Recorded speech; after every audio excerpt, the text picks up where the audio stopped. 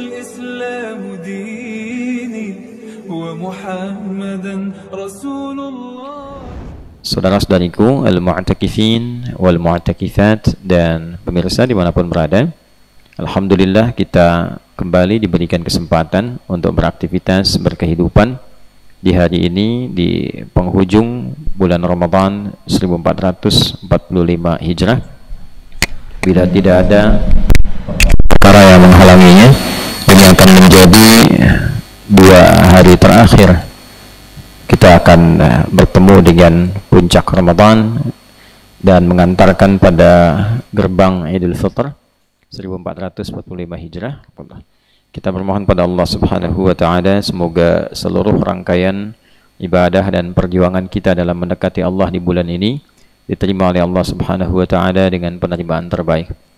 Lebih dari itu, semoga dosa-dosa kita diampuni oleh Allah, doa-doa kita diijabah, dan semoga Allah membuka pintu keberkahan, kemuliaan, kebahagiaan dan kesuksesan setelah menjalani Ramadan ini, dan konsisten kita jaga sampai kita pulang kembali pada Allah Subhanahu wa taala. Untuk itu kita akan mengambil materi yang cukup spesial di subuh kali ini yang juga jarang dibahas dalam beberapa kesempatan.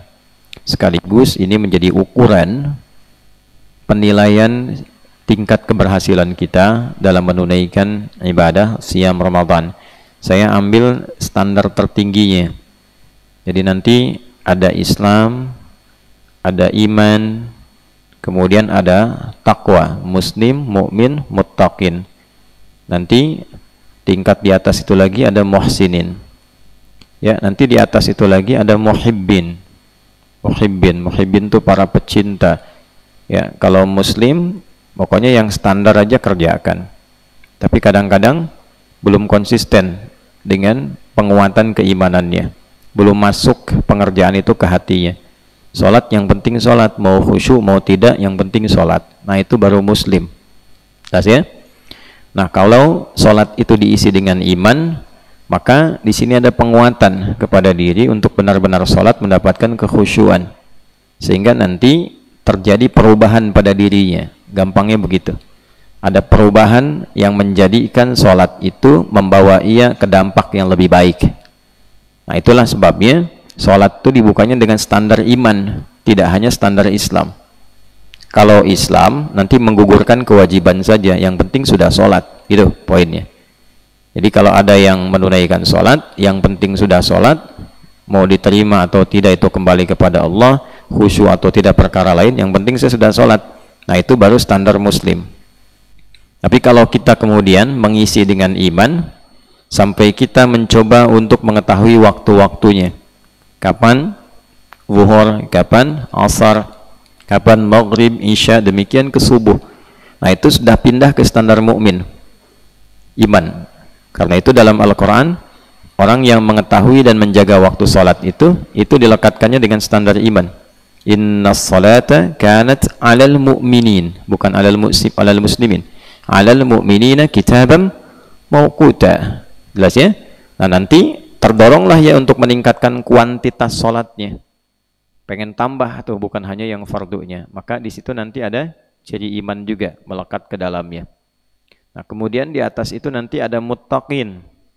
Ya, muttaqin itu bukan hanya beriman, tapi mencoba terus menaikkan level imannya.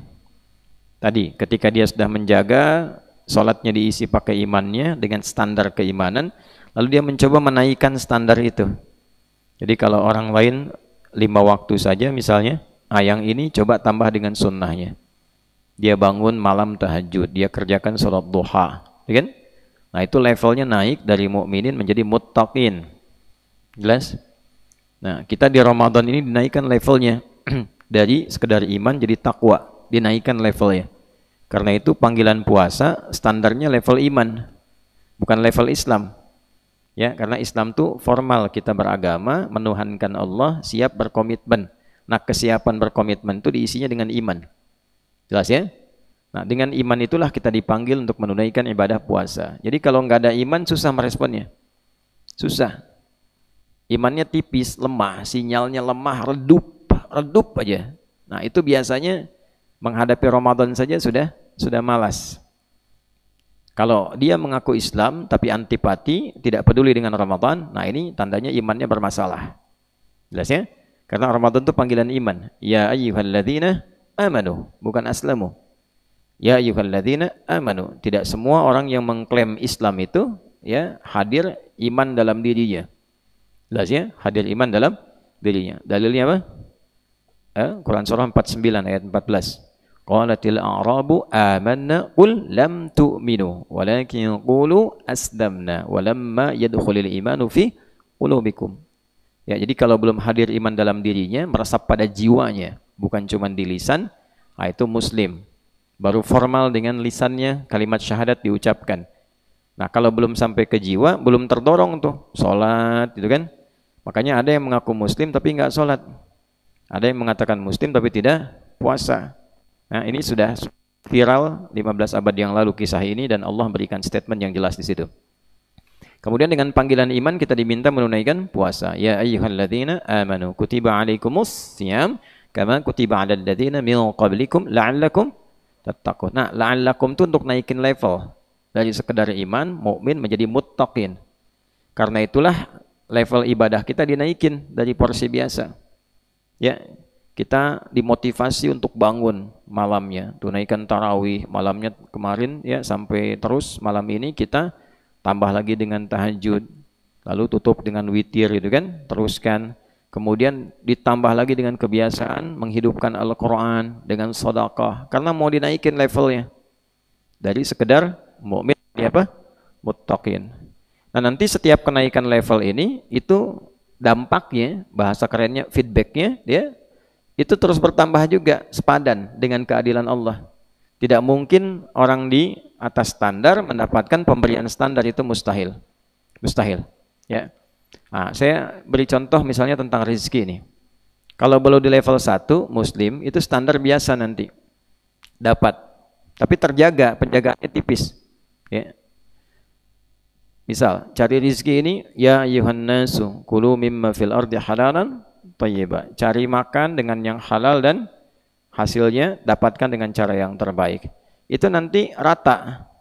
Muslim, non-muslim rata. Tapi orang Islam karena sudah bertuhan, menuhankan Allah, ada penjagaan kehalalan dalam dirinya. Tapi masih rentan dengan godaan. Karena jarang sholat misalnya, kan? Karena jarang sholat, maka an-nahyu anil fahsya wal munkarnya tipis. Masih rentan tergoda dengan korupsi, kan? Masih rentan tergoda dengan sogokan. Nah, kalau naik level dia kepada standar iman, nah itu makin kuat. Jadi untuk digoda itu setannya butuh berlapis-lapis, pangkatnya harus naik tuh. Ya, dari pangkat sersan minimal dia harus perwira pertama tuh ngegoda itu.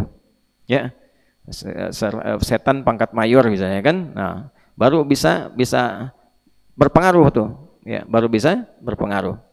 Tapi kalau dia naik lagi levelnya ke muttaqin, nah setannya nggak biasa. Levelnya harus naik lagi di atas itu, lebih tinggi lagi. Dan pemberian Allah pun tidak biasa. Ketika masuk pada kategori iman, pindah ayat kan, ya ayyuhalladzina amanu kulu min thayyibati ma razaqnakum. Allah dekatkan rezekinya, Allah dekatkan kepada yang berkah. Jadi kalau imannya makin kuat, yang dicari keberkahannya. Bukan cuma sekedar dapat. Ya, asas manfaatnya ada nggak? Ada asas manfaat tuh. Makan tuh bukan sekedar ingin, pengen ini, pengen itu gitu. Tapi manfaatnya apa? Bagi tubuh bagaimana? Dibutuhkan nggak? Yang penting minum tuh menghilangkan haus, bukan bagaimana jenis makanannya. Nah, itu standar iman. Nah, kalau sudah takwa, dibuka lagi oleh Allah. Yang tadi baru ard, sekarang sama. Walau anna ahlal qura amanu wattaqau. Perhatikan. Muslim, iman, takwa. Ketika masuk takwa, tambah lagi. Walau anna ahlal qura, Quran surah 7 ayat 96, amanu plus wattaqau la fatahna alaihim barakatin minas sama wal ard. Dibuka pintu keberkahan langit dan bumi. Kalau sudah dibuka, akses mudah semua. Ya, akses rezeki min haitsu la yahtasib. Wa may yattaqillaha yaj'al lahu makhraja wa yarzuqhu min haitsu la yahtasib. Ilmu ditambah. Wattaqullah wa yu'allimukumullah. Ya kan? Apalagi kebahagiaan datang, wattaqullaha la'allakum tuflihun. Jadi semua ditambah, tambah. Nah, karena itu akses kita saat menunaikan ibadah puasa meningkat. Coba deh direnungkan sampai di hari ini. 2 hari lagi kita mau selesai insya Allah. Sampai hari ini. Biasanya kalau di luar puasa, mau makan nyari sendiri nggak? Bandingkan dengan saat puasa. Tuh. Lebih gampang mana? Saat puasa. Lebih banyak mana? Ya, jangan gambarkan di Mira lah di sini gitu ya. Yang menunya alhamdulillah Allah kirimkan lebih dari baik gitu, artinya istimewa gitu kan. Antum keluar saja, coba di masjid-masjid itu melimpah kalau Ramadan. Ya. Menu apapun gitu, dari mulai sahur sampai buka. Jadi sebetulnya Allah tunjukkan tuh, kalau sampai sebulan ditunjukin belum yakin, ada yang salah, error tuh dengan imannya itu. Error itu. Kenikmatan enak itu, istirahat enak, tidur enak, hidup teratur, badan sehat, rizki melimpah, mengalir, ditunjukin. Lebih bahagia mana? Saat Ramadan atau di luar Ramadan? Saat Ramadan. Walaupun kita banyak ibadah, tapi hatinya lebih tenang. Ya kan? Malam-malam berjihad, kan? Subuh-subuh jadi syahid, pada tidur itu, syahid temporer gitu kan, udah gitu bangun lagi, enak baca Qurannya, nambah, makannya nambah, gitu kan? Minumnya nambah, olahraga nambah. Tuh argi di luar Ramadan nggak bisa begitu tuh. Nah, Ramadan bisa senderan, tuh ya. Itulah kenikmatannya saat takwa itu meningkat. Nah ini suasana ini bawa keluar Ramadan 11 bulan berikutnya. Jadi dibikin yakin oleh Allah, jangan dibikin lupa. Allah sudah ngasih ingat, manusianya lupa. Ya, itu poinnya. Ya. Nah di atas itu nanti ada muhsinin, ihsan. Nah level ihsan itu bukan ihsan ini ya. Nah tapi sifat namanya yang melekat. Kalau punya sifat bagus. Level ihsan itu artinya meningkatkan ketakwaannya dengan merasakan pengawasan dari Allah Subhanahu wa taala dalam ibadah. Ini level yang luar biasa. An ta'budallaha ka'annaka tarahu fa illam takun tarahu fa innahu yarak. Hadis riwayat Muslim. Sanadnya tersambung ke Umar bin Khattab radhiyallahu taala anhu dari Nabi sallallahu alaihi wasallam. An ta'budallaha, engkau menjadikan aktivitasmu sebagai ibadah karena Allah. Oh, ka'annaka tarah fa illam takun tarahu fa innahu yarak. Perhatikan cara menerjemahkannya. Dan engkau merasa diawasi oleh Allah walaupun kau tak mampu melihatnya. Nah, itu ihsan. Jadi salat mau ada orang enggak ada orang, yang penting kita merasa Allah lihat. Makan Allah lihat. Kerja Allah lihat. Makanya orang kalau kerja merasa dilihat Allah enggak akan korupsi. Enggak akan korupsi. Kan? Enggak akan berzina. Tidak akan nyontek, ya, tidak akan bikin hal-hal kriminal. Itu sudah standar itu. Itulah sifat ihsan. Ya, makanya penting bagi kita menghadirkan sifat itu sehingga membuat kita semakin lebih baik. Berislam itu pasti baik. Gak ada orang masuk Islam gak baik tuh gak ada. Ya, kecuali yang Islamnya tidak maksimal. Ya, Islamnya tidak optimal. Baik. Kemudian yang terakhir yang kita bahas sekarang, nah, di atas itu ada namanya muhibbin, para pecinta. Nah, levelnya bukan hanya ingin dilihat, tapi gimana caranya ketika dilihat itu Allah senang dengan amalan saya. Nah itu. Gimana caranya saya baca Quran bukan merasa hanya dilihat Allah, tapi Allah cinta dengan apa yang saya baca. Makanya baca Quran nggak sembarangan. Hen, pegang mushaf aja beda kok. Sekarang orang macam-macam pegang mushaf itu. Ya, orang-orang yang muhibbin, yang ingin meraih cinta Allah, dia cara memegang mushaf itu udah lain. Cara masuk masjid itu sudah beda. Cara menyikapi waktu sholat sudah lain. Karena dia merasa ingin dicintai Allah, maka dia persiapkan. Laisa kamitslihi syai', enggak ada bandingan apapun dengan Allah Subhanahu wa taala. Saya hanya berikan satu permisalan saja, contoh. Anda kalau ingin bertemu dengan orang yang paling dicintai, kira-kira penampilan bagaimana? Rozik mana? Oh. Gimana tuh? Kalau ingin bertemu dengan yang paling dicintai, nggak akan sesantai argi itu, nggak akan kayak gitu. Pasti penampilan diperbaiki itu, ya, lebih indah lagi, lebih bagus lagi, suara aja diatur-atur mau nelpon, gitu kan? Udah lain, kalimat ditata, ya. Nggak pernah main layangan bilang sayang, kan? Udah lain tuh ke anak, Jadi semakin tinggi rasa cinta, semakin kuat perhatian, itu standar. Nah, dengan cara berpikir yang sama, tapi tidak dengan cara berperilaku. Karena laisa kamitslihi syai', dengan Allah tuh mesti istimewa, nggak boleh disamakan apapun itu bentuknya. Maka orang-orang yang mencintai Allah, standar dia beribadah itu udah lain. Nah, kalau sudah dapat cinta Allah, itu raihannya tuh luar biasa. Otomatis ampunan diturunkan. Ya, kalau Allah sudah cinta, yang pertama dikasih itu bukan dunia, karena dunia kecil. Ya, dunia itu kecil. Yang besar tuh dunia. Mana dunia? Dunia mana? Badannya besar tuh. Ya. Dunia itu sangat kecil sekali. Ya, kalaulah ada manfaat di situ, ya, sebesar sayap nyamuk aja misalnya atau lalat saja. Kalaulah ada manfaatnya, bagi umat Islam tuh nggak sepadan. Nggak sepadan. Ya, saking kecilnya dunia karena ditinggalkan. Antum semewah-mewahnya dapat dunia jadi kecil, ketika meninggal tuh hilang. Itu maksudnya. Ya, jadi jangan terlalu berlebihan anggap dunia. Jangan berlebihan anggap dunia tuh, ya. Biasa aja karena apa yang dicari itu ditinggalkan. Jadi kalau ada orang mencari terlalu serius pada yang ditinggalkan itu masalah. Kecuali serius mencari dunia sebagai instrumen alat untuk meraih akhirat. Jadi orientasinya kemana? Ke akhirat. Nah, ini poinnya. Yang pertama Allah berikan adalah ampunannya. Qul in kuntum tuhibbunallaha, tadi yang saya baca, fattabi'uni yuhibbukumullah wa yaghfir lakum dzunubakum. Udah. Jadi yang pertama Allah kasih itu ampunan dari semua dosa. Kalau sudah enggak ada dosa, dijaga maksudnya oleh Allah dari perbuatan dosa, maka semua dikasih. Sifat baik dikasih, doa belum minta udah dijawab, sepanjang ada harapan-harapan itu semua dibukakan pintunya. Itulah rasa cinta yang bisa kita dapatkan. Untuk itu, insya Allah materi subuh ini kita akan belajar tentang cara meraih cinta Allah Subhanahu wa Ta'ala. Maksudnya begini, kalau kita mau belajar dan ingin meraih sesuatu, selalu pasang target itu yang tertinggi. Karena kemampuan yang Allah berikan kepada kita itu super maksimal. Super maksimal. Jelas ya? Jadi kalau kita pengen ngerjakan apapun, pasang yang tertinggi. Misal, kuliah nih. Berapa IPK tertinggi? 4 misalnya. Maka targetkan oleh kita 4. Jelas? Karena kemampuan kita itu Allah berikan sampai ke situ. Bergantung pada ikhtiar kita, kesungguhan kita, kemauan utama kita. Kalaupun nanti nggak nyampe ke situ, karena tingkat ikhtiarnya nggak maksimal, saya kan, maka standar turunnya itu jelas 3,5, ya kan?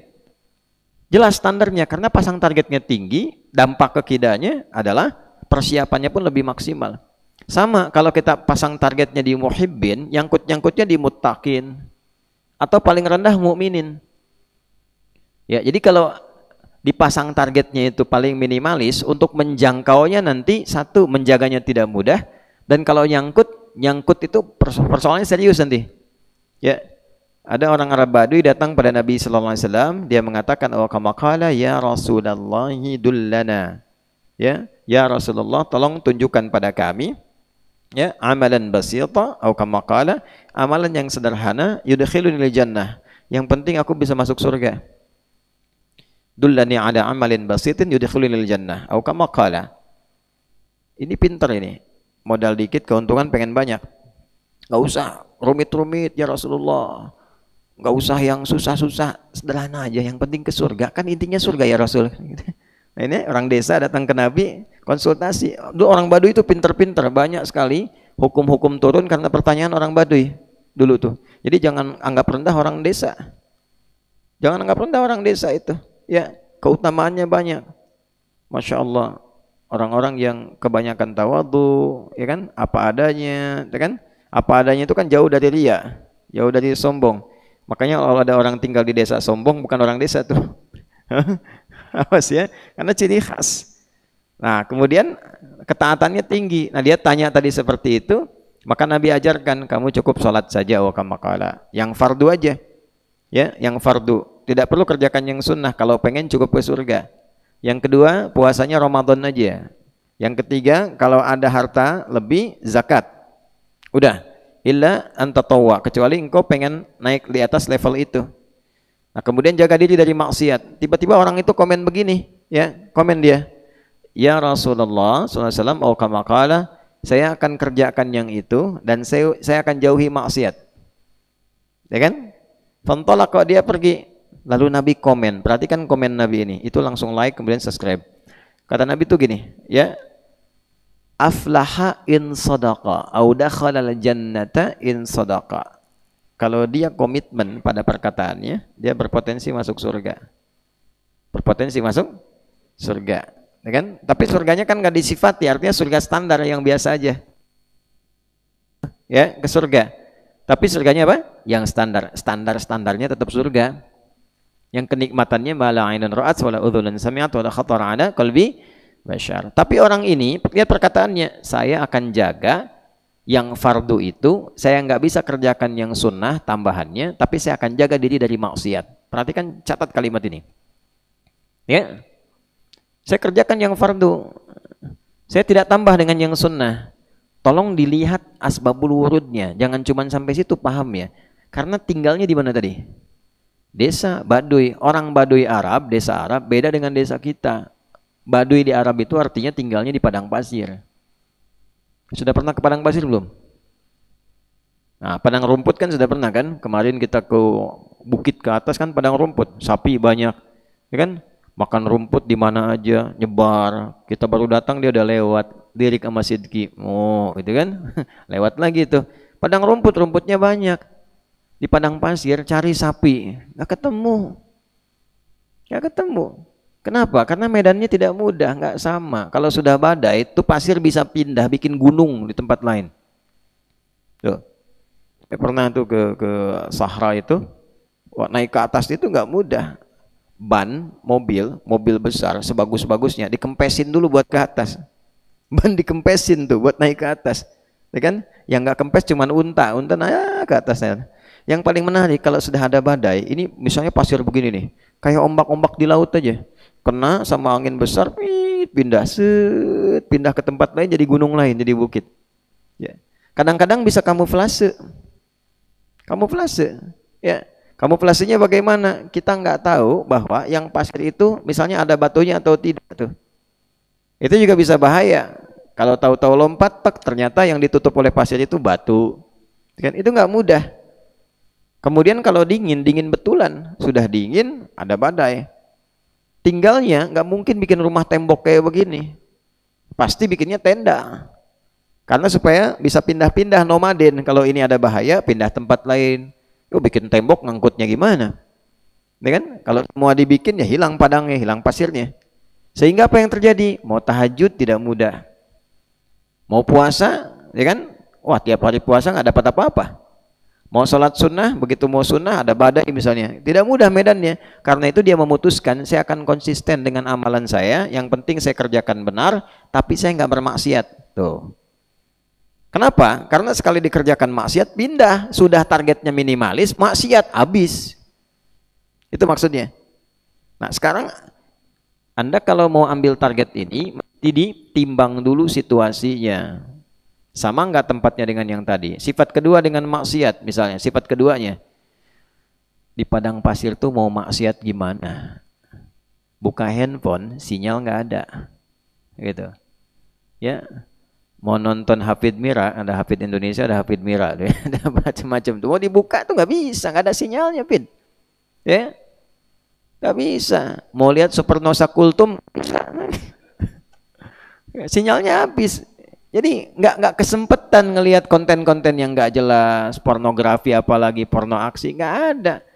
Maksiat nggak terbuka. Ya mau ke mall nggak ada. Ya nggak ada pajangan-pajangan yang melahirkan maksiat. Binatang ya emang begitu, binatang nggak ada yang kerudungan, ya kan? Yang ada apa? Nah, lihat kadal misalnya kadal gurun, bob, ya kan?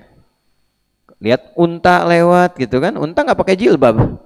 Ya memang sudah begitu, binatang kan nggak pakai aurat, jadi potensi maksiatnya kecil, itu maksud saya. Ya, antum di sini baru buka handphone sudah bisa maksiat, ya kan? Lihat handphone, status orang yang dilihat tuh, ya kan? Lihat foto profilnya, punya istri, lihat istri orang, ya kan? Nah tuh, ayo mana tuh? Oh, yang perempuan juga gitu, punya suami, lihat suami orang, pantengin statusnya, lihat-lihat, masya Allah. Eh, Nah itu potensinya banyak. Sudah begitu pengen pasang target minimal, ya kan? Baru sholat aja sudah kadang-kadang mengeluh, baru sholat sudah bicarain, yang dibicarain imamnya. Untuk imam mentang-mentang baru datang, bacaan panjang banget. Kenapa? Panjang amat, siamat aja nggak panjang. Nah, itu ketika dilakukan itu bisa memindahkan pahala kepada yang dibincangkan. Jadi kalau targetnya cuma minimalis, habis. Untuk itu pasang target yang tinggi. Muhibbin, nyangkutnya mutakin, ya kan? Muhibbin, syukur-syukur nyangkut muhsinin, ya kan? Dari muhsinin jadi muttaqin, muttaqin jadi mukminin. Paling sial banget masih muslimin deh. Nah, itu poinnya. Ya, jelas? Kan nggak mungkin pasang targetnya muhibbin jadi kafirin, kan nggak mungkin. Ya kan? Atau munafikin, itu mustahil. Nauzubillahi min dzalik. Ya. Jelas? Halo, jelas? Baik, kalau sudah jelas mari kita tutup dengan doa. Baik, jelas bagian pertama mukaddimah, kita masuk bagian kedua. Baik, ayo berjuang. Bib, Zen, ayo berjuang. Ya, dia jadi syahid tuh. Lanjutkan. Kita keluarkan dulu 4 jenis cara menjadi muhibbin, meraih cinta Allah Subhanahu wa ta'ala. 4 amalan, mudah-mudahan kita sampai di kajian subuh ini. Sudah? 4 amalan untuk meraih cinta Allah Subhanahu wa ta'ala. 1. Amal biasa dengan hasil istimewa. Amal biasa hasilnya istimewa. Perhatikan, saya jelaskan sebentar ya. Amal biasa itu maksudnya memang standar bagi orang Islam. Standar bagi orang Islam yang pengen mendapat cinta Allah, standarnya ini. Jadi menjadi umum di luar kasus yang khusus. Umum sifatnya. Ya, ditemukan di Al-Quran surah ketiga Ali Imran di ayat 31. Ini amal pertama. Ali Imran ayat berapa? 31. Catat. Gi, masih kelihatan dari sini tuh. Ayat 31 Gi. Nah. Tuh, agak jauh dikit sana biar nggak nampak tuh. Baik. Sudah? Paling kiri sebelah atas. Qul in kuntum tuhibbunallaha fattabi'uni. Nah, itu amalnya. Bahkan ini perintah langsung dari Allah. Qul. Katakan Muhammad SAW. Maksud katakan ini sampaikan, viralkan. Ya kan? Qul ini bisa berarti juga perintahkan. Perintah untuk mengatakan, minimal begitu. Perintah untuk menyampaikan. Qul in kuntum tuhibbunallaha. Sudah? Katakan, viralkan Muhammad sallallahu alaihi wasallam, in kuntum tuhibbunallaha, kepada umatmu jika kalian serius mencintai Allah. Jika kalian serius mencintai siapa? Allah. Ya, dicatat dulu ya tadi Ali Imran ayat 31. Halaman berapa? 54. Paling kiri sebelah atas.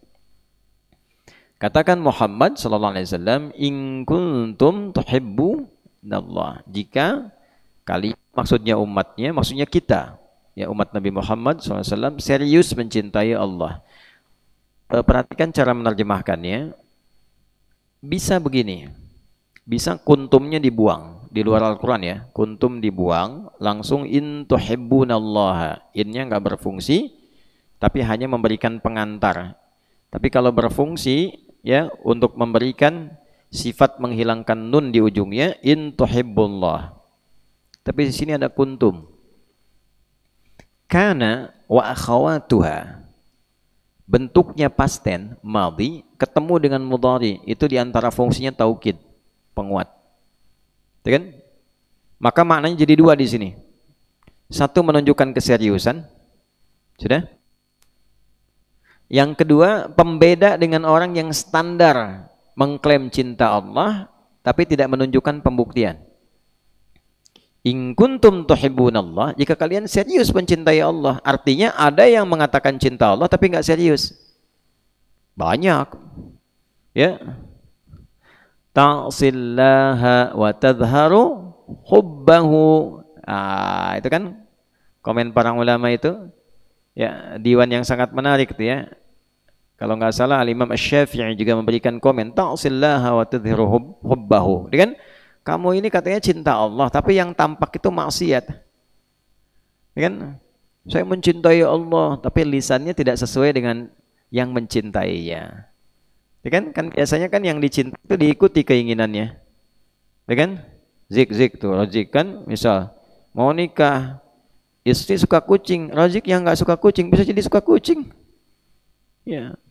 Kebiasaan suka harimau tuh, pindah ke kucing. Iya, karena yang dicintai suka kucing, gitu. Itu standar.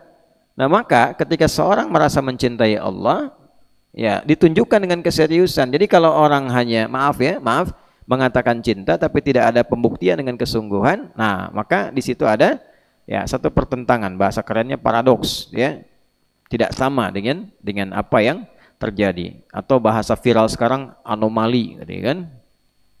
Sesuatu yang berbeda. Jelas? Baik.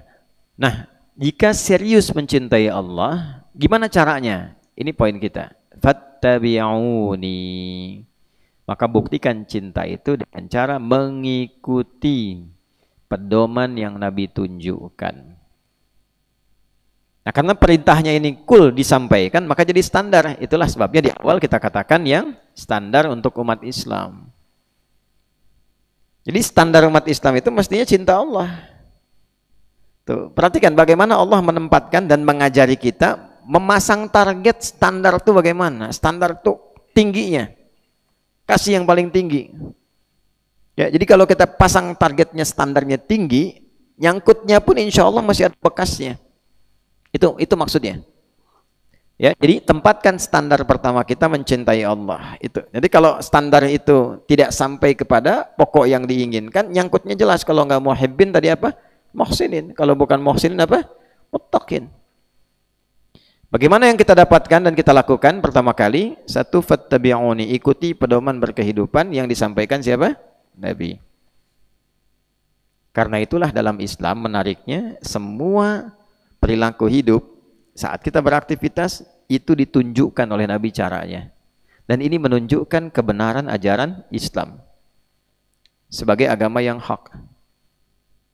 Siapakah Nabi Muhammad yang ditetapkan oleh Allah lahir di tempat yang sangat rendah, lembah. Ya kan? Akses ke situ tidak mudah, tingkat kriminalnya tinggi, ya terbatas, keilmuannya terbatas, informasi akses untuk mendapatkannya tidak mudah. Kok bisa memberikan petunjuk lengkap dari bangun tidur sampai tidur lagi yang orang sekarang pun belum tentu bisa bikin begitu. Ya, sekarang fasilitas paling lengkap nih sekarang. Ya. Tunjukkan satu-satu saja manusia di muka bumi ini dengan standar kelengkapan sekarang. Akses internet ada, googling bisa, searching gampang. Ya sekarang mau apa aja cepat sepersekian detik tuh. Ya. Fajri, Raja Pantun mau kultum tuh. Itu bisa tahu siapa yang ada di depannya. Siapa beliau, lahirnya kapan, tanggalnya apa. Cuman nama aja meleset, Sampurna jadi Sumeno gitu kan. Ya, karena kecepatan ngakses gitu, loadingnya agak lambat tuh. Ya, itu aja. Tapi pada intinya semua bisa diakses dengan segala kecanggihan teknologi dan kelengkapan informasi sekarang. Tidak ada satupun manusia yang bisa bikin pedoman berkehidupan dari bangun tidur sampai tidur lagi dengan presisi yang tinggi. Artinya bukan cuma pedoman, bisa dibaca, ada maknanya, dikerjakan, ada artinya, ada dampaknya. Bisa nggak tuh? Coba rinci kegiatan manusia, dan itu semua bisa melakukan. Tidak peduli apakah di Asia, di Eropa, di Afrika, di Amerika, semua bisa melakukan. Coba dari yang paling kecil bangun tidur, semua bangun, diajarin cara bangunnya, Dikasih pedoman berupa doanya. Doa itu kan bukan hanya menjadikan kegiatan jadi formal ibadah, bukan. Tapi di situ ada nilai pedoman. Yang kedua ada pahala. Tuh visinya sampai akhirat. Udah gitu setelah itu ngapain tuh ditunjukkan setiap stepnya ada doanya. Ke toilet aja, kakinya tuh diatur langkahnya. Ke toilet kiri dulu ya, keluarnya kanan. Terus masuk bacanya ini, keluar ini. Bukan sekedar suruh dibaca, tapi ada makna di dalamnya, dijelaskan detil. Bagaimana seorang manusia bisa melakukan itu? Ini menunjukkan, ini bukan syariat biasa, bukan bikinan manusia, bukan produk budaya. Jadi kalau ada yang mengatakan produk budaya dan ternyata gelarnya tinggi, itu gelarnya kemungkinan harus dipertanyakan, kurang riset, kurang baca, kurang vitamin intelektual. Gitu aja cara memahaminya sederhana. Ya, akal sehatnya kalau berfungsi, menalar kemudian itu menemukan kebenaran Islam, pasti itu ditunjukkan. Jelas? Nah, ini untuk menguatkan keyakinan kita tuh. Satu titik. Apa tujuannya pedoman itu dihadirkan? Litukhrijan nasa minadh-dhulumati ilan nur. Itu jawabannya. Supaya kita selalu mendapatkan pencerahan. Jadi kalau ngikutin pedoman Nabi itu hidupnya cerah. Pasti berhasil. Betapa banyak yang beliau sampaikan atas petunjuk Allah 15 abad yang lalu baru bisa dipahami sekarang. Baru bisa dimengerti sekarang. Dulu kan pasta gigi belum ada. Yang dipakai kan kayu kan? Yang disebut siwak itu kan? Bukan kayu biasa, di Arab kayu banyak. Yang dipakai siwak. Coba riset siwak itu. Celupkan ke air, peras dari situ. Keluar kemudian bagian airnya itu atau dari siwaknya. Kemudian coba cek dengan bakteri, sambungkan. Ya, lihat pakai mikroskop itu. Lihat apa yang terjadi. Beberapa membuktikan ketika dimasukkan, dicek seperti itu, habis tuh bakterinya. Satu-satu. Ya, kenapa air liur anjing itu jadi najis? Dan harus dibasuhnya berapa kali? 7 kali. Salah satunya menggunakan apa? Tanah. Basuhan 7 kali itu berkali-kali, maksudnya sampai betul-betul ada yang hilang. Sampai ada yang hilang. Tapi salah satu unsurnya tanah. Bandingkan dengan air liur kucing. Kenapa nggak ada perintah yang sama? Ya, dicek coba riset ke situ. Ada yang meriset begitu menemukan, oh ini ada kotoran di dalamnya, bakteri yang lain. Dan memang padat, kuat. Salah satunya mati menggunakan apa? Unsur tanah. Gitu. Siapa yang bisa menyampaikan itu? Ngasih pedoman demikian. Karena itu, setiap ada tuntunan dalam Islam yang diverifikasi Nabi tuntunkan kepada kita, pasti di dalamnya ada kebaikan, ada nur. Ada cahaya, ada pencerahan yang mengantarkan kita pada kebaikan dalam semua aspek kehidupan. Silahkan cek. Jadi pasti orang yang ngikutin Nabi itu sudah pasti hidupnya itu tercerahkan, mudah, nyaman. Kalau sukses itu cepat dan diberi pembuktian di semua level kehidupan. Yang dengan jabatan tertinggi. Ya, sekarang misal negara paling besar itu, misalnya sekarang Amerika ya, dengan konteks sekarang. Luas wilayahnya segimana sih? Segitu-gitu aja kan, makanya disebut Amerika aja. Dulu ketika diikuti pedoman dan jadi pejabat tuh ya, pusatnya di Madinah tapi provinsinya sampai Afrika Utara. Afrika Utara itu benua Afrika, Afrika Utara itu provinsi waktu itu ya. Gubernurnya nanti kelak namanya Musa bin Nusair, Pangdam tuh ya, Panglima Militer daerah Afrika Utaranya namanya Tariq bin Ziyad. Cuman diusus Torik ke Iberia, Andalusia, sekarang Spanyol dan Portugal itu tiba-tiba bisa menjadi bagian. Ya, yang paling hebat maju, yang tadinya tertinggal Iberia itu maju jadi peradaban 7 abad. Sampai sekarang masih dilihat. Nggak punya istana jadi istana. Saya punya guru di mata kuliah Tarikh Tasyri. Itu beliau seorang mufti, jadi keliling kemana gitu, dunia perbandingan. Satu kali ngajar kami, beliau cerita, saya baru dari Spanyol untuk studi komparasi tentang putusan-putusan hakim agung di masa dulu, di abad-abad yang Spanyol 7 abad itu ya, sampai 1400-an tuh. Jadi dari abad, kalau kita lihat 8, mungkin ini akhir 7 atau ke-8 sampai ke abad kurang lebih 14-15 tuh, kan 1492 waktu terjadi problem besar itu. Itu ada satu ruangan mahkamah pengadilan di era itu ya, yang saat menyidang seseorang itu Satu, matahari itu cahayanya bisa berputar terus mengelilingi ruangan itu. Jadi matahari dari sudut manapun, dari terbit sampai dengan terbenam itu, kecuali saat hilang malam ya, itu cahayanya masih masuk ke situ. Dan hebatnya, dari luar itu bisa melihat, menyimak, tapi nggak bisa mendengar suara, kedap suara di dalam itu. Yang saya mau gambarkan adalah bagaimana dengan fase kedudukan saja, wilayah demikian tersebar, setiap orangnya kemanapun jadi duta. Ya, itu luar biasa. Yang paling menarik di aspek harta bisnis. Setiap pebisnis yang ikut petunjuk yang Nabi sampaikan, gini cara berdagang ya. Kalau pengen untungnya luar biasa begini, selamat sampai akhirat seperti ini. Kerjakan ini, lakukan ini, jauhi ini. Maka muncullah sosok-sosok seperti Utsman bin Affan radhiyallahu taala anhu, Abdurrahman bin Auf radhiyallahu taala anhu. Ya. Sosok-sosok ilmuwan di bidang pengetahuan. Ketika mereka bandingkannya gini, sebelum ikut Nabi dengan setelah ikut Nabi, bandingkan. Itu bisa diriset karena biografinya masih ada sampai sekarang. Ali bin Abi Thalib radhiyallahu taala anhu, karamallahu wajah. Abu Hurairah Abdurrahman bin Sahar radhiyallahu taala anhu. Salman Al-Farisi radhiyallahu taala anhu. Coba cari biografi orang-orang ini misalnya sebelum kenal Nabi dan ikut Nabi dibandingkan dengan mereka setelah kenal Nabi. Coba, sebelum ikut Nabi bagaimana? Setelah ikut Nabi bagaimana? Abu Hurairah itu sebelum ikut Nabi, cek ingatannya itu bagaimana? Setelah ikut Nabi, bagaimana perubahan pada ingatannya? Ali bin Abi Thalib, penguasaannya terhadap berbagai disiplin ilmu dan sebagainya, luar biasa. Jadi semua aspek bila dikerjakan dengan benar, itu pasti menambah pada kebaikan, keistimewaan. Paling standar kita pasti berubah jadi baik.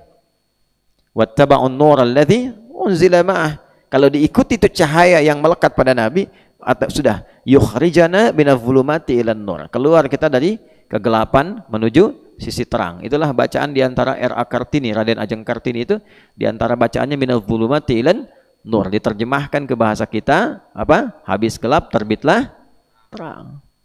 Gitu ya. Kalau mau dapat cahaya, dapat terang, ya ikuti siapa? Nabi sallallahu alaihi wasallam. Nah, dengan kita mengikuti Nabi itu tujuannya ya, apa salah satunya? Untuk mencintai Allah. Dengan mencintai Nabi, hubbun Nabi sallallahu alaihi wasallam. Tunjukkan hubbun Nabi itu dengan mengikutinya. Nah, cinta Nabi, Nabi yang nggak diikuti. Ya. I love you Nabi, aku cinta padamu. Dia aku cinta padamu tapi nggak diikuti. Ya, padamunya aja, padamu. Pembuktiannya nggak ada, kan susah. Jelas ya? Nah, ini bagian yang pertama. Baik, nah ini kalau kita dapat, walaupun dia standar, hasilnya istimewa. Apa itu? Wa yaghfir lakum dzunubakum. Allah ampuni dosa-dosa kita tuh.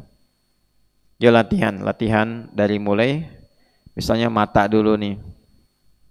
Apa yang diinginkan oleh Allah lewat petunjuk Rasulullah, ya kan? Pada fungsi mata. Bagaimana cara memandang yang Nabi contohkan. Kapan dipandang, kapan tidak. Itu kan? Pandang bawa albek. Mana cakepnya? Cakep, pandang yang baik-baik. Itu. Qul lil mu'minina yaghuddu min absarihim. Ya kan? Nah, jadi itu aspek yang pertama yang bisa kita kaji. Ini yang standar nih. Jadi mulai sekarang keluarkan pedoman berkehidupan dari Nabi, dari pikiran ke mata, ke telinga, ke lisan sampai ke ujung kaki. Jelas? Nah, nanti kalau sudah dapat kita itu, turun ampunan Allah, maka rahmat Allah dicurahkan. Yang sebesar apapun kalau rahmat turun, udah selesai semua. Itu yang dimaksud Quran surah ke-39 ayat 53. Yang semalam terjemahannya dibacakan oleh Mas Ami itu. Ya. Qul ya ibadiyalladzina asrafu ala anfusihim la taqnatu mir rahmatillah. Ingatlah teman-teman firman Allah di Quran surah 39 ayat 53. Masya Allah, yang terjemahannya, nah ya kan, semalam kan gitu. Kan? Qul katakan, viralkan Muhammad SAW pada hamba-hambaku yang melimpah dosanya, israf. Israf itu berlebihan. Ya, udah tahu nasi kotak jatah satu, tambah yang lain, tuh kan? Udah tahu gorengan cuman cireng, tambah yang lain, tuh kan? Jatah satu, tambah yang lain. Ya, darmaji lah. Ya kan? Itu israf, ya kan? Tahu darmaji nggak? Nah itu ya, darmajinya daharnya pakai bahasa Jawa. Dahar 5 ngaku siji gitu ya. Makannya 5 ngakunya 1. Itu israf. Israf. Ya. Ngakunya cuman ngambil ayam, ternyata ayamnya numpang di Alphard. Alphardnya sekalian diambil gitu kan. itu salah satu israf namanya. Ada israf dalam berdosa. Israf berdosa tuh gini, kalau nggak melakukan rasanya kurang lengkap. Kamu tahu nggak? Dia kemarin mencuri ini. Oh yang benar, besok saya buktikan. Nah itu israf. Jadi kalau belum dikerjakan rasanya belum lengkap. Semua dikerjain. Jahil iya, jahil dalam hal yang buruk, ya kan? Kemudian apalagi bikin hoax iya, mencuri iya, menipu iya, dikerjakan yang buruk-buruk itu. Hati-hati ya, ada beberapa dosa. Dosanya itu dia dosa menular. Jadi kalau dikerjakan bisa nular ke dosa lain atau ke orang lain. Hati-hati. Misal zina tuh, ya zina itu kalau sudah berlaku udah kemana-mana tuh, bisa ke mabuk, bisa ke lain-lain dan sebagainya. Itu bahaya, bahaya. Pornografi, makanya hal-hal yang mendekati zina harus dijauhi. Wala taqrabuz zina, taqrab di situ ke instrumennya, jangan didekati. Ya pornografi itu paling bahaya. Saya punya teman meriset itu memindai salah satunya otak manusia itu gelombangnya. Beliau menyimpulkan dari hasil pindaian itu, dilihat, dicek, dan ahli tentang saraf, ahli tentang pergerakan otak, itu lebih bahaya pornografi dibandingkan dengan narkoba. Narkoba aja sudah bahaya luar biasa, pornografi di atas itu. Dan terekam terus, terbawa. Makanya jangan pernah dicoba. Ya, hati-hati. Apalagi nanti dari pornografi jadi porno aksi.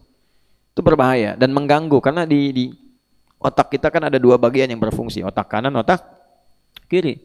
Ya, otak kiri untuk memformulasikan rumus-rumus dan sebagainya. Otak kanan untuk imajinasi. Nah, imajinasi ini kadang-kadang lebih kuat dalam kondisi tertentu dan bisa berpengaruh kepada otak kiri. Ya, gampangnya gini, kalau lagi ngafalin Quran, itu kan otak kiri berperan tuh, meramu, narik lagi. Tapi kan sering terganggu, setan masuknya ke otak kanan, bukan kirinya. Makanya ketika baca mau ngapalin membayangkan apa, terjadi nggak begitu? Tiba-tiba dipindahin, tuh kan? Alif tuh baru ngaji tuh, alif, tiba-tiba kata setan niba nih bagus tuh kan, atau dikasih bayang-bayang di luar.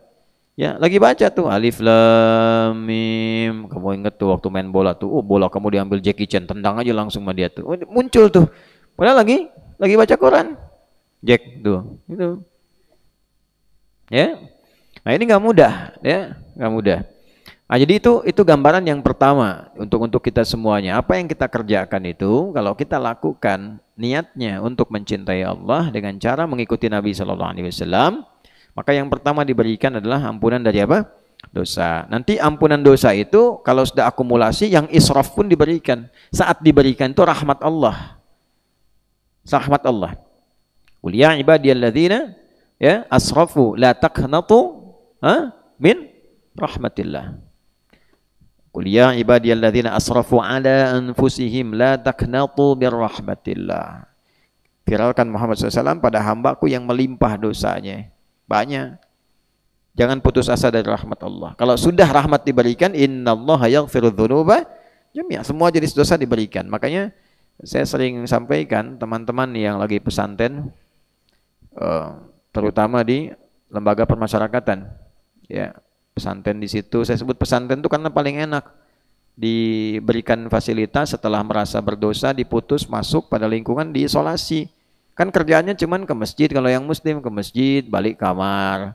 Cuman kamarnya kan dijerujiin aja gitu, ke masjid, masuk kamar, masuk lagi ruang makan, balik lagi. Itu kalau nggak dimanfaatkan untuk taubat, mendekati Allah, sayang-sayang. Bahasanya gini, kamu sudah aku kurung di situ kan, kata Allah tuh kan. Dimasukkan ke situ dengan sistem yang dibuat di situ, belum kenal Allah juga, kemana lagi mesti diberikan? Itu poinnya. Nah, maka pada titik ini ketika rahmat diberikan, ya jangan putus asa dari rahmat Allah. Begitu rahmat datang, yang lain dibuka. Ujian jadi gampang. Kalau rahmat turun, ujian gampang. Ya, karena formulasi ujian di Quran surah ke-2 ayat 155 sampai 157, walanabluwannakum bisyai'in minal khaufi wal ju'i wa naqsin minal amwali wal anfusi wath thamarat wa basyiris sabirin. 156-nya alladzina idza asabathum musibah qalu inna lillahi wa inna ilaihi raji'un. Lalu Allah selesaikan semua ujian itu. 157-nya, ulaika alaihim salawatum mir rabbihim wa rahmah. Begitu rahmat turun, wa ulaika humul muhtadun. Solusi datang. Jadi kalau rahmat Allah itu sudah diberikan, mudah menghadapi masalah. Ilmu, ya, wa wajada 'abdan min ibadina atainahu rahmatan min indina wa 'allamnahu min ladunna ilma. Ya, Quran surah 18 ayat 65. Ilmu datang, itu rahmat. Nanti kalau rahmat Allah diturunkan pada kita dari ujung kepala sampai ujung kaki karena sering istighfar. Ini matanya ikut Nabi cara melihatnya, telinga ikut Nabi cara mendengarnya, lisan ikut Nabi cara bicaranya. Kita belajari. Sebulan ini saya pengen belajar cara Nabi menunjukkan kita memandang. Besoknya lagi Nabi mengajarkan telinga mendengar sampai ke ujung kaki. Maka nanti seluruh tubuh kita terjaga menjadi hamba Allah yang diliputi oleh rahmat. Ya, nama Allah yang memberikan rahmat di dunia yang cukup luas, Rahman. Hamba Allah Abdun, Abdurrahman. Dijamakkan karena bukan cuman 1-2. Bukan cuman Alwi yang pengen jadi Abdurrahman. Ya, Hanif juga pengen. Ya kan? Siapa lagi? Yang lain juga pengen. Razik walaupun tadi ada di sini kemudian keluar belum balik lagi, pengen juga dapat rahmat Allah. Ya. Pengen tuh calon istrinya yang nonton tuh, ya, belum balik lagi tuh Razik tuh. Ya, kalau dapat rahmat Allah, jadi abdun menjadi apa? Ibadun. Maka ibad ditambah rahman jadi ibadur rahman. Wa ibadur rahmanil ladzina yamshuna 'alal ardi hauna wa idza khatabahumul jahiluna qalu salama. Santai, ada masalah apa aja lewat, ya. Yang dipikirin tuh bukan masalahnya, yang dipikirin tuh aduh ini kawan saya dosa nih. Gimana cara Allah nanti, ya? Cara supaya dia dapat ampunan Allah. Ya, gitu poinnya. Jadi yang jadi pikiran tuh bukan persoalan yang dia kerjakannya pada materinya, bukan. Tapi takut nih orang terjerumus dalam keburukan. Ya makanya qalu salama, mudah-mudahan selamat deh gitu kan. Nah, responnya baik-baik, itulah ibadur rahman. Itu kalau sudah dapat rahmat tuh begitu. Nah, ini standar. Jadi standar orang Islam itu mestinya kita semua, saya termasuk, saling mendoakan kita. Saya, Anda, kita semua itu saling menjaga supaya semua dapat rahmat Allah. Ya. Dalam konteks itulah tiap hari kita belajar satu-satu, dikit-dikit. Nanti setelah di standar ini dirinci per kasus. Misal kasusnya pengen naik di atas standar, lebih soleh. Ya, lebih soleh. Maka nanti hubbun disifati dengan ihsan. Sudah dicintai Allah dan ibadahnya juga selalu merasa diawasi Allah. Jadi gabungan antara ya muhibbin dengan muhsinin disatukan jadi satu tuh. Dia dapat cinta Allah karena sifat ihsannya, san tuh. Gitu. Dapat cinta Allah karena sifat ihsannya. Karena dia gabungkan dua itu, maka saat pulangnya saking rahmat Allah itu luas, disuruh masuk surga, luasnya seluas langit dan bumi. Ya. Oh, kita dapat sebumi aja udah luar biasa. Ini seluas langit dan bumi, komplek tinggalnya. Ya, Fid, seluas langit dan bumi itu. Antum di sini punya pulau. Ya kan? Kita itu kan kurang lebih 13.000 pulau ya. 13.677 pulau. Itu kurang lebih yang tercatat. Belum Pulau Gebang, Pulau Gadung, kan? Taruhlah 10 Gadung tuh punya pandang semua nih. 10 Gadung misalnya tuh. Antum kalau kerjakan amalan muhibbin sampai tambah dengan muhsinin, itu dunia plus akhirat, langit dan bumi disatukan jadi seluas tempat tinggal antum tuh. Ayo coba silakan, mau kopro sampai ujungnya silakan aja. Ya, mau maraton tuh, ayo silakan sampai ujungnya tuh. Wajan Siwar mau jogging pagi-pagi di surga yang seluas langit dan bumi, ayo cari ujungnya tuh. Terus jalan. Dan setiap ujungnya indah. Setiap yang kita lihat indah. Lihat sini indah, lihat sini indah. Masya Allah. Setiap lewat keindahannya bertambah. Jadi ya, itu cara meraih cinta Allah dengan amalan ihsan. Itu ada di Quran surah ketiga Ali Imran, masih ayat 133 sampai 134. Oh, Jik, catat Jik. Ini barusan di miss call tuh sama calonnya. Dicari sama Ustadz cepet balik. Emang kenapa? Kayaknya diundur pernikahannya. Diundur tipes lagi nanti. Ayo, sudah? A'udzubillahi minasyaitonirrajim. Wasari'u ila maghfiratin mir rabbikum wa jannatin arduha as-samawati wal ardu u'iddat lil muttaqin. Lihat amalannya ya, sampai kita dapatkan cinta Allah dengan orang ihsan. Alladzina yunfiquna fis sarra'i wad-dharra wal kadhiminal ghaidha wal 'afina 'anin nas. Sampai di sini nih amalan yang tadi muttaqinnya nih. Tapi lihat ujungnya, wallahu yuhibbul muhsinin. Jelas? Halo? Ya kan? Bergegaslah, cepat. Kalau saro'a itu artinya cepat, jangan banyak mikir. Jangan terlalu banyak persiapan. Ya. Beda dengan sa'a. Kalau sa'a itu bergegas tapi ada persiapan.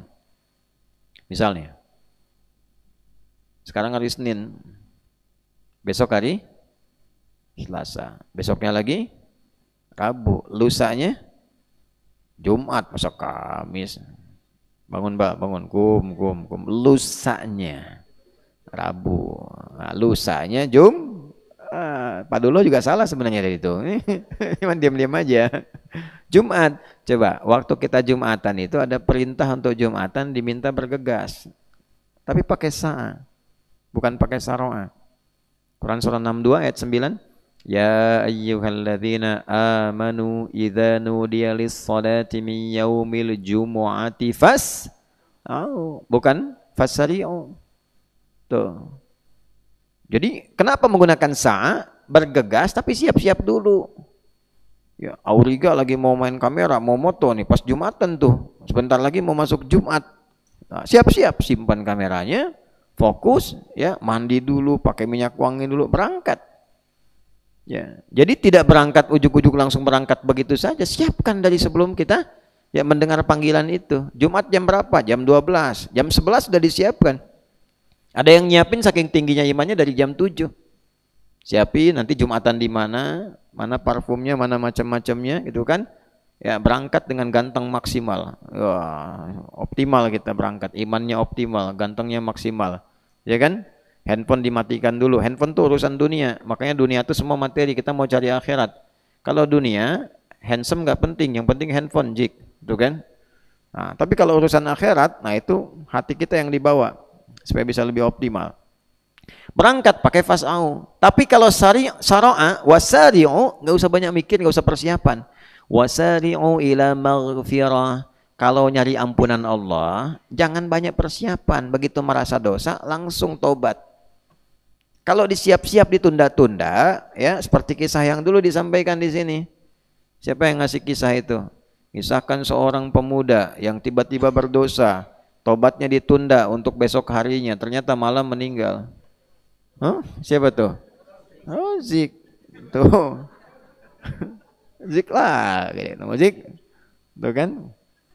Tobat langsung. Terus saya ke toilet dulu, pulang dari toilet tobat nggak bisa. Ya, tobat salah langsung tobat. Innamat taubatu 'ala Allahi lilladzina ya'maluna su'a bijahalatin tsumma yatubuna min qarib. Cepat tobatnya kata Allah, jangan tunda-tunda, itulah syara'ah. Ya. Nanti ada orang yang setelah itu dia berharap mendapatkan tempat pulang seluas langit dan bumi. Wa jannatin arduhas samawati wal ardu 'iddat lil muttaqin. Nah, orang takwa, ada golongan takwa. Takwanya yang mana nih levelnya? Ya, ternyata yang luar biasa. Jadi dia naikkan level takwanya terus ke atas tuh. Dari mulai latihan berbagi, alladzina yunfiquna fis sarra wad dharra. Kan berbagi itu melapangkan hati, makanya pulangnya dikasih tempat seluas lapangan. Wal kadhiminal ghaidha, nahan marah. Nahan marah itu meluaskan hati, bukan menyempitkan. Itu marah tandanya sempit apa? Hati. Diluaskan. Ya, meluaskan tuh gini, bisa melandai itu, bisa cara marahnya berbeda. Nabi kan kalau marah mata memerah. Ya kan? Setelah itu langsung diingatkan. Ingatkan itu tergantung level kesalahannya. Bisa kalimat pelan, bisa meninggi, bisa tinggi banget untuk menunjukkan pelanggaran yang serius. Alhamdulillah. Jelas? Ya, tapi pernah nggak dengar Nabi caci maki gitu? Nggak ada. Ya, dan sebagainya. Diingatkan, paling-paling diambil kisah yang dulu-dulu. Kalian jangan seperti umatnya Musa alaihissalam, banyak nanya nggak dikerjain gitu kan. Nah, kalaulah Musa hadir sekarang tentu Musa pun akan beriman kepadaku dan seterusnya. Itu kalimat-kalimat yang membuat kita berpikir.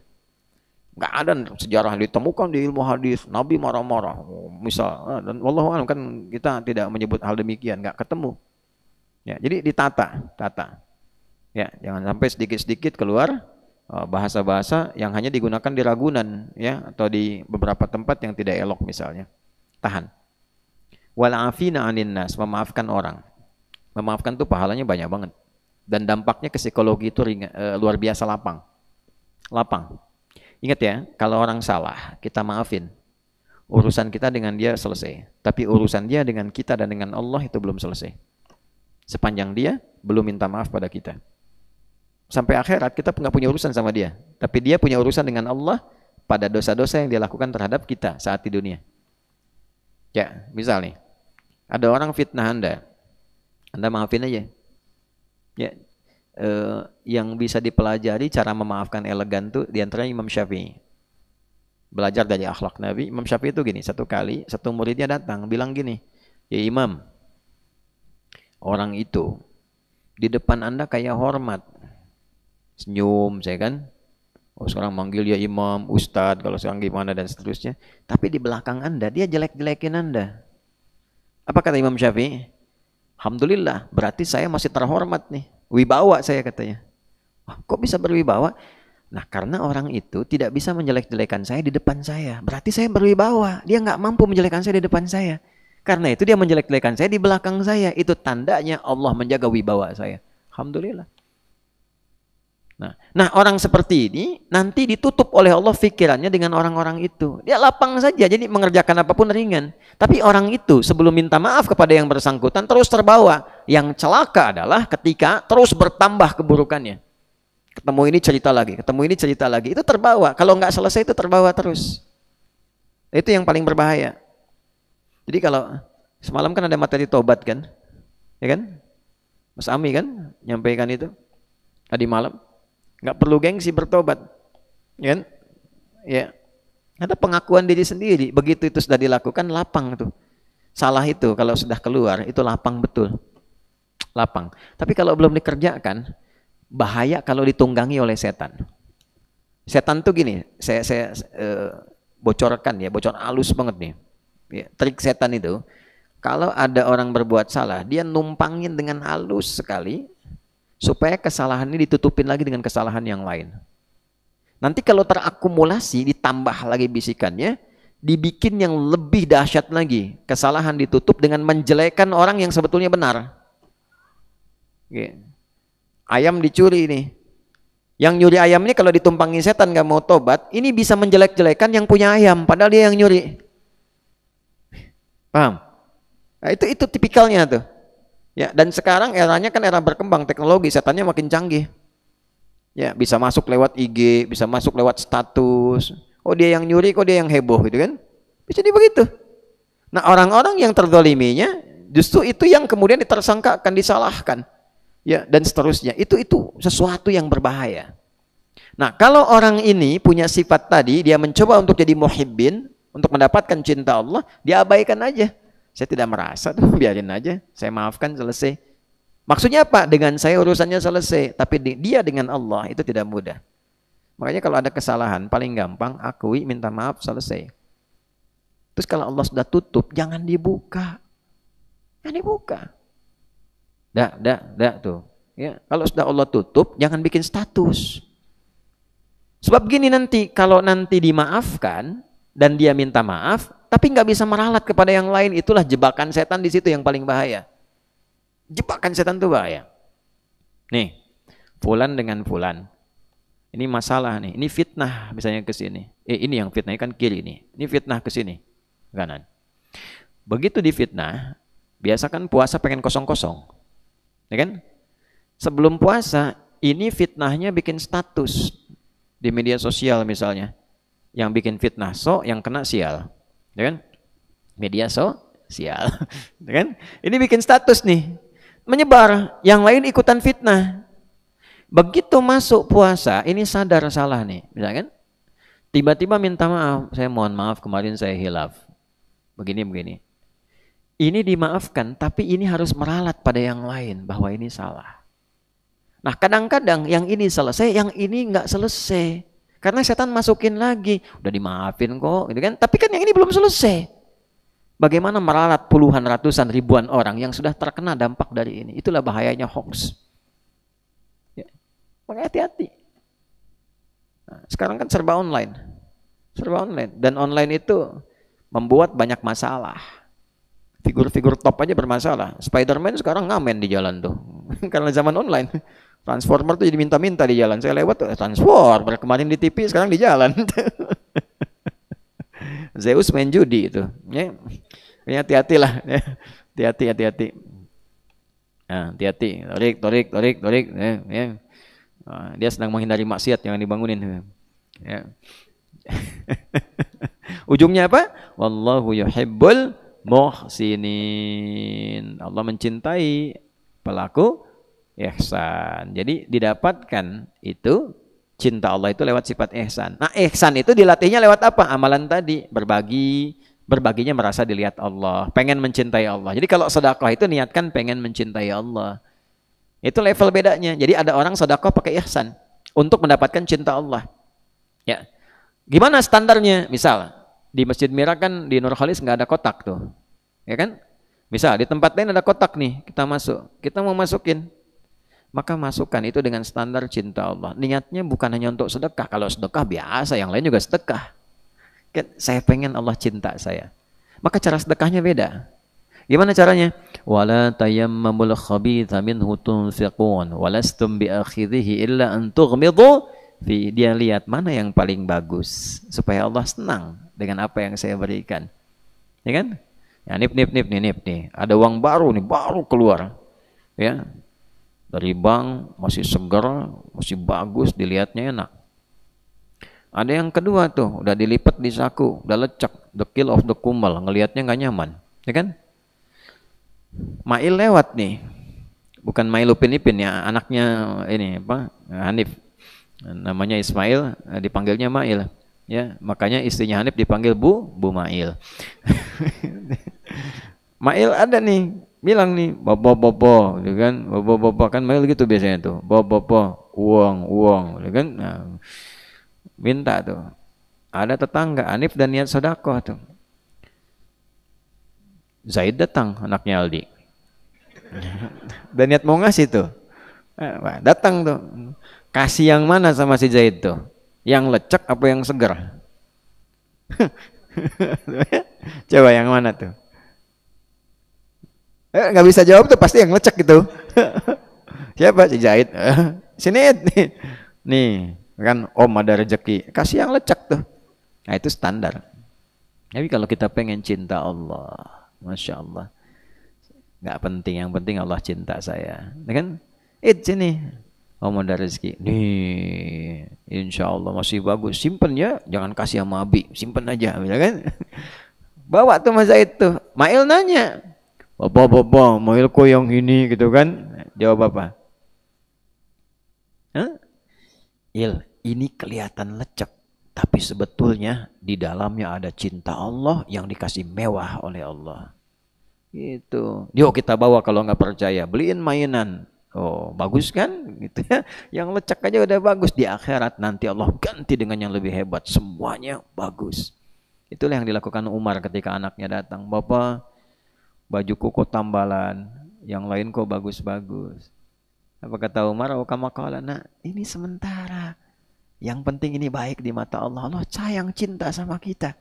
Kita sederhana, di akhirat akan diganti dengan jubah yang begitu kemilau. Menangis, keduanya berpelukan. Padahal pada saat yang bersamaan seorang presiden. Gitu. Nah ini apa namanya, poin-poin besar. Nah itu ihsan tuh begitu. Ihsan tuh begitu. Ya nggak penting orang dengar bacaan jadi imam di depan. Yang penting Allah mencintai bacaan saya. Gitu. Orang mau senang mau tidak, oh Ustaz bacaannya bagus benar. Ah biasa aja Pak. Biasa aja. Bagusan Pak dulu. Gitu aja. Biasa aja. Ya, Pak Duni, Masya Allah, adzannya luar biasa. Ya, saya pas buka tadi, saking taunya Pak Duni yang adzan kecelekok saya gitu kan ya, misal. Ya, saking terkena getaran frekuensi adzan tuh. Ya, beliau kan harus ditepuk. Kalau nggak ditepuk, suaranya naik terus tuh. Ya, asyhadu an la ilaha illallah, naik, tepuk dulu, pek, berhenti itu. Nah, itu. Ya, itu luar biasa. Itu mengamalkan hadis. Hadisnya apa? Ya, para muadzin itu kan nanti ditinggikan tuh lehernya. Tinggikan leher itu penghargaan. Maksudnya apa? Dia derajatnya tinggi karena suaranya sering adzan di dunia. Gitu. Dia mengambil sanad itu tuh. Ya, walaupun nggak jelas juga sebenarnya itu. Ya, nggak jelas tuh bukan nggak jelas pahala dan sebagainya. Tapi nggak jelas tuh motivasi. Ya, semakin lebih baik. Kalau adzan nggak apa-apa karena nggak ada aturan mad dalam adzan itu. Kecuali bacaan Quran. Silahkan cari yang bagus, yang baik, suara yang bagus. Tapi kalau dalam bacaan Quran yang didahulukan tajwid. Ingat, bukan lagu. Bukan lagu, karena nggak ada kaitan sama lagu. Tajwid itu kalau sudah dibacakan, keluar bacaan sendiri. Membaguskan bacaan Quran itu bukan melagukan. Artinya cari notasi lagu bukan itu. Bukan ngikutkan tajwid ke makomat, bukan. Awas, hati-hati. Kebalik. Ikutkan tajwid, hiasi suara kita supaya benar baca tajwid. Nanti keluar suara sendiri.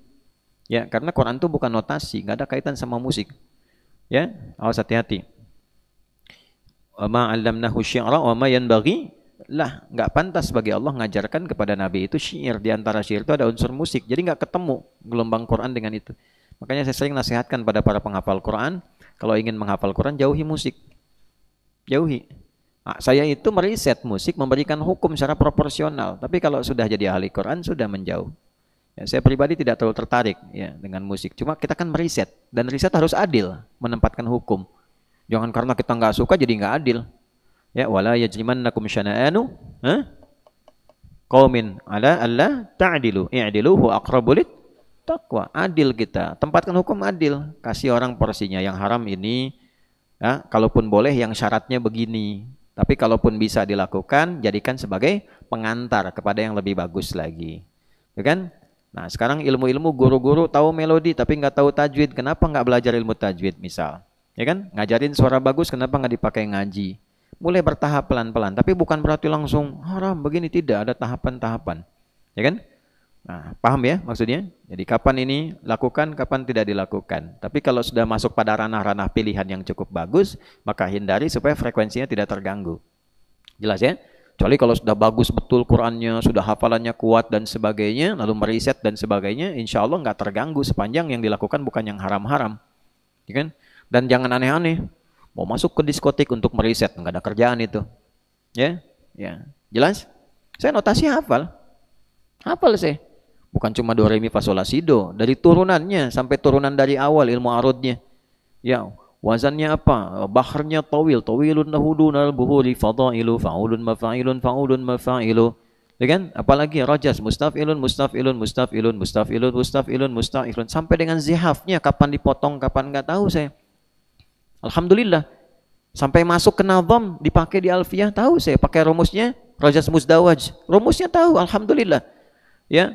Kalamuna lafzun mufidun kastaqim wasmun wa fi'lun thumma harfunil kalim mustaf'ilun mustaf'ilun mustaf'ilun mustaf'ilun mustaf'ilun mustaf'ilun. Itu paham.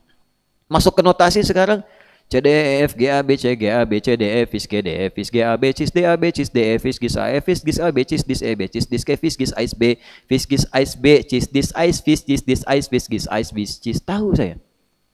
Ya, untuk apa? Untuk meriset kapan larinya kemana. Ini kapan begini, kapan seperti ini. Oh, kapan? Kenapa ada dalil ini? Kenapa begini? Kenapa di sini dibolehkan? Kenapa di sini dilarang? Jenisnya apa saja yang ada di zaman Nabi? Sebelumnya jahiliyah apa saja? Jenis musik ada berapa genrenya? Sampai 7 genre itu kita tahu dan kita belajar ke dalam ilmunya itu supaya menyimpulkan.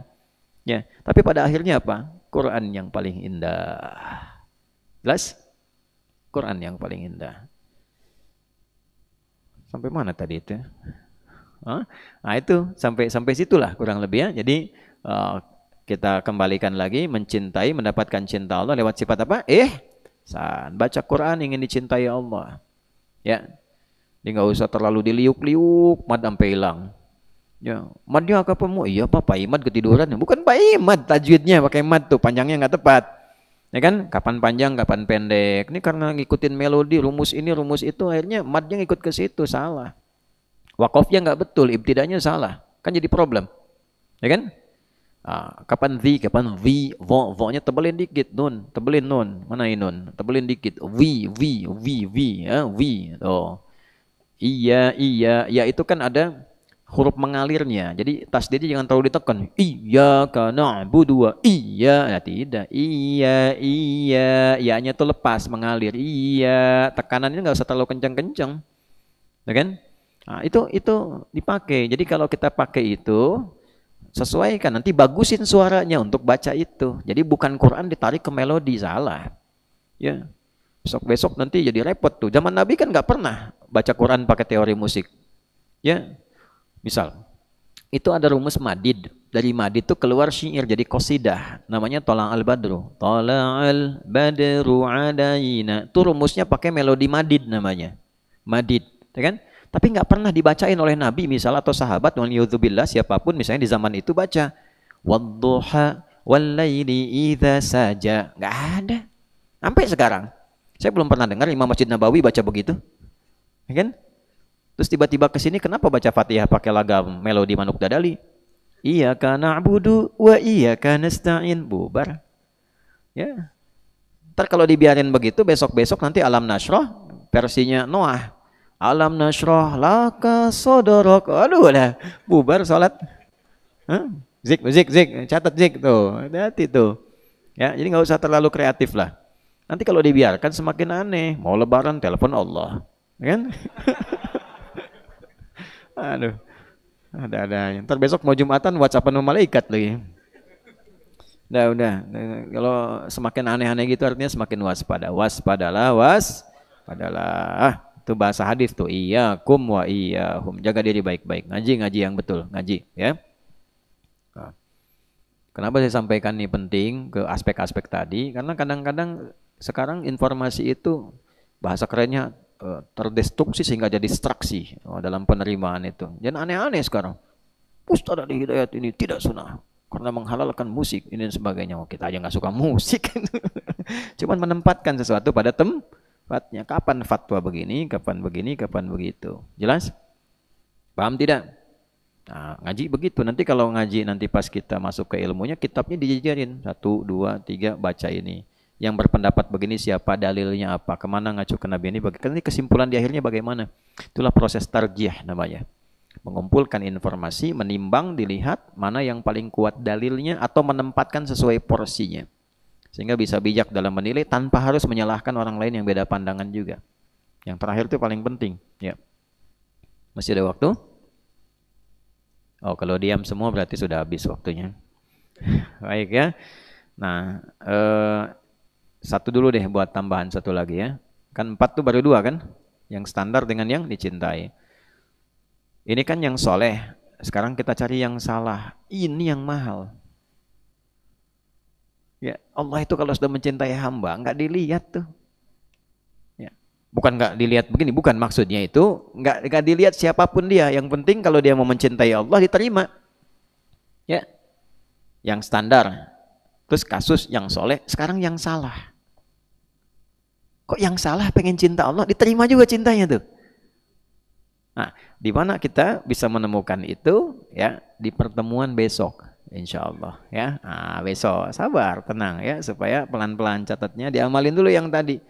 Dan mumpung lagi itikaf, cinta standar naikin menjadi cinta yang khusus, cinta yang soleh, mengerjakan ihsan sehingga merasa kemudian diawasi oleh siapa? Allah. Masuk surganya seluas apa? Langit dan bumi. Di mana tempat masuk pertama kalinya? Di tamannya langsung. Jadi kalau ada 8 tingkatan, di tengah-tengahnya itu tamannya, nanti langsung naik ke atas terus tingkat tertinggi. Nah, itu ada yang saya sering bacakan, makanya saya agak favorit surat itu tuh. Agak favorit. Kalau teman-teman sering simak, kalau kami ngimami dengan izin Allah, itu sering kali baca surat Adz-Dzariyat kan. Ayat 15 sampai 23 itu saya favorit ayat itu tuh. Ya. Innal muttaqina fi jannati wa uyun.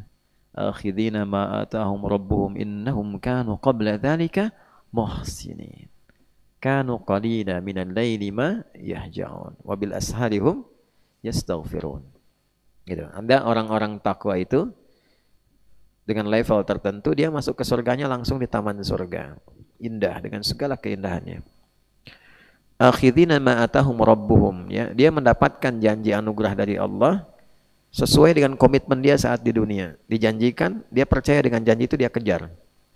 Ya. Apa yang dia lakukan saat di dunia? Dia punya sifat ihsan. Ya. Kanu qabla dzalika muhsinin. Sebelum dia masuk ke tempat indah itu di dunianya, dia selalu lakukan meraih cinta Allah dengan perbuatan-perbuatan yang merasa diawasi Allah. Bagaimana latihannya? Ternyata latihan spiritual dulu supaya kenal Allah. Ya, tak kenal maka ta'aruf. Ta'aruf is. Ya. Kamu jangan sampai kenal calonnya Rozik langsung sayang, tidak. Kan tidak kenal itu tidak selalu sayang, ya. Zik. Wah, lagi haru-harunya kamu, ya. Jadi dalam situasi itu kenali dulu Allah. Kenalnya lewat apa? Ibadah tambahan. Apa itu? Kanu qalilan minal laili ma yahjaun. Bangun malam, tahajud supaya kenal Allah. Sampai hadir rasa cinta itu. Nah, itu poinnya. Terhadap Allah. Wabil asharihum. Nah, banyak istighfar. Istighfar tuh enak banget. Kalau udah biasa tuh enak. Istighfar. Ya. Wa fi amwalihim haqqul lisaini wal. Nah, kalau sudah semua merasa dekat cinta Allah, udah nggak peduli sama harta. Bukan berarti nggak kerja, bukan berarti nggak dapat, tidak. Dapat dia, tapi dia sudah lost dengan harta. Harta punya Allah kok. Gitu. Yang penting hak saya di keluarga, maksudnya istri, anak-anak, sebagainya ada. Setelah itu melihat harta biasa aja. Nggak ada beda gitu. Jadi ketemu orang yang mengaku kaya biasa aja. Gitu.